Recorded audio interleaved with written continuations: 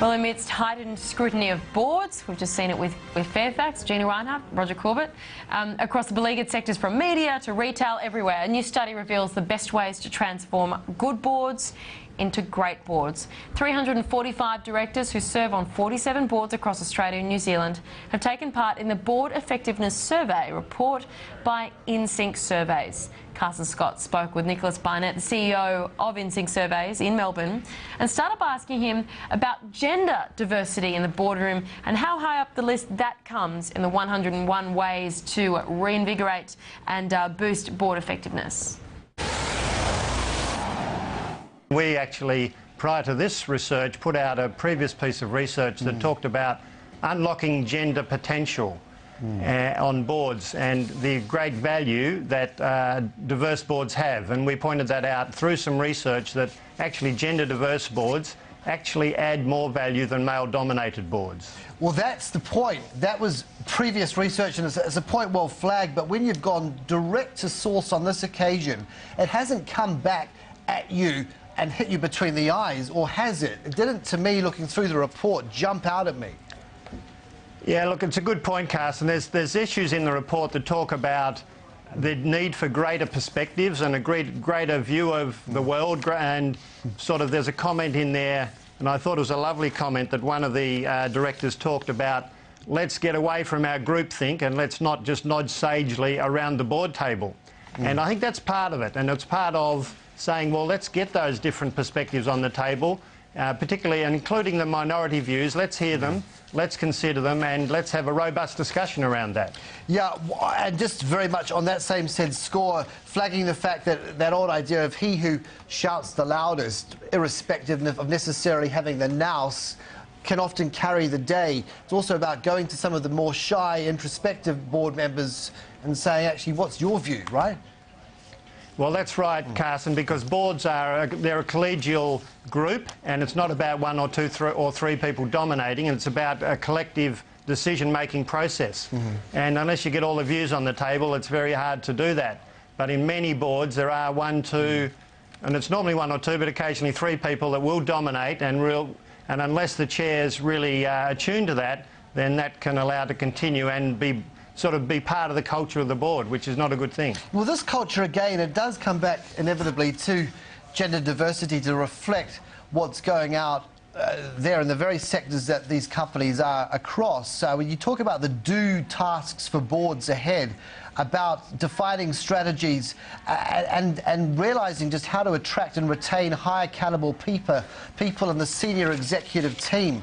What is emerging on that front? Is this just happy talk? Is this just lip service? Or is there clear evidence of it actually being carried out? So, Carson, I think I might break that down into two, if I might. Firstly, when we look at boards, we do look at sort of four main themes. We do look at how they're structured and have they got a clear role. We look at have they got the right people on the board, which is all about composition. We look at the processes of the board, including minutes and meetings and how they get their information.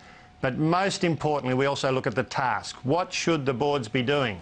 And most of that comes back to setting a clear vision and strategy for the future, and then managing, ensuring that's implemented appropriately, and having a really good performance management system and processes to ensure that there is a high bar set, and then there's remuneration and other things. So all of that's the second part, that boards must be really clear on what it's tasked to do and take those tasks very seriously. What role for the chairman in all of that?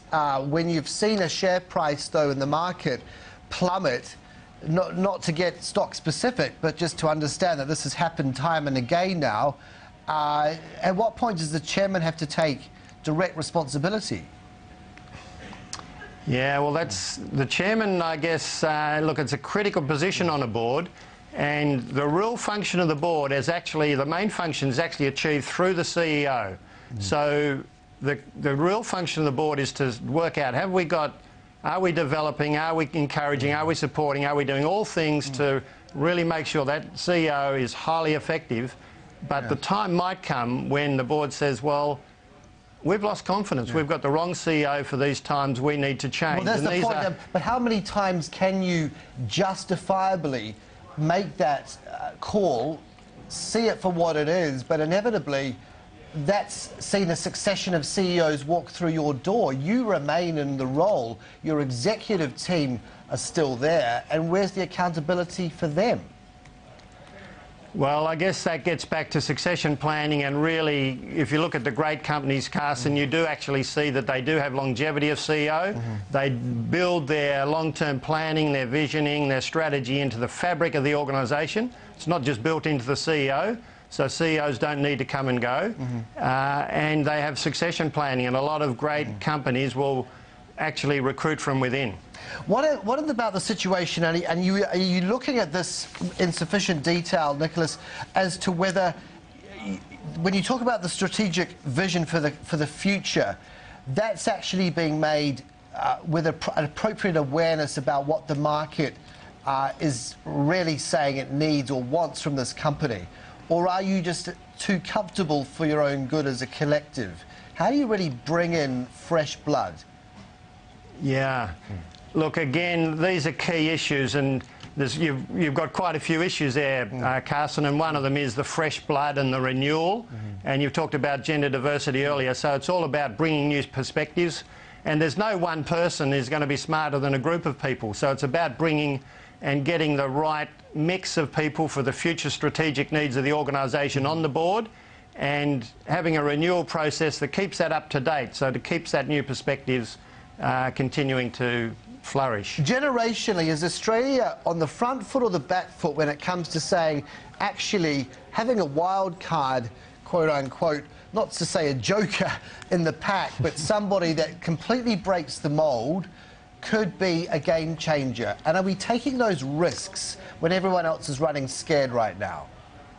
Yeah, look, again, that's a really tough one, because you don't want to be taking too many risks as a board, and your shareholders aren't going to be too keen on you putting mavericks on just to test the waters of what's going on. But sometimes you might be so desperate as to say, well, I mean, what greater risk could there be than arresting a share price that's only gone one direction for longer than we care to remember? Yeah. Look, it's a great question, and I think, you know, boards are thinking about this far more than they used to. I think in the old days, boards used to be very stereotypical. They used to be all male. They all used to think the same, play this on the same golf course, etc. But I think that's being broken down, and you are getting new perspectives, fresh thinking, and, you know, I still think we've got a fair way to go on a lot of boards.